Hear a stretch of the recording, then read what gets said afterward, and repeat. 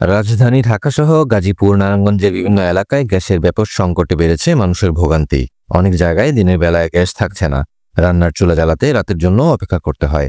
প্রয়োজনীয় গ্যাস পাচ্ছেন না শিল্পের গ্রাহকেরাও, ফলে রপ্তানিমুখী কারখানাগুলোর উৎপাদনও বন্ধ থাকছে।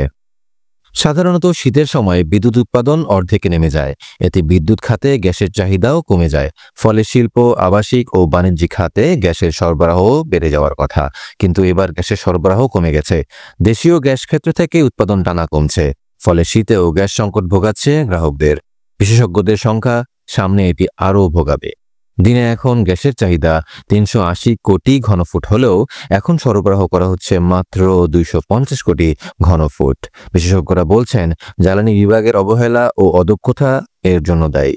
সর্বোচ্চ মজুদ থাকার পরও কারিগরি পরিকল্পনা ও দক্ষ প্রযুক্তির অভাবে তিতাস ও কৈলাসশিলা গ্যাস ক্ষেত্রে উৎপাদন বাড়ানো যায়নি। অথচ কম মজুদ থাকা বিবিআনা গ্যাস ক্ষেত্র থেকে কয়েক গুণ উৎপাদন বাড়ানো হয়েছে।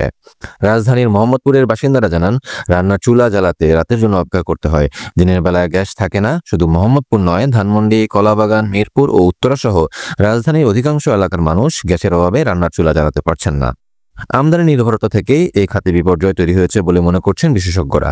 এলএনজি নির্ভরতা কোনো সমাধান নয়। গ্যাস সমস্যার সমাধান চাইলে অনুসন্ধান জোর বাড়াতে হবে বলেও মন্তব্য করছেন বিশেষজ্ঞরা।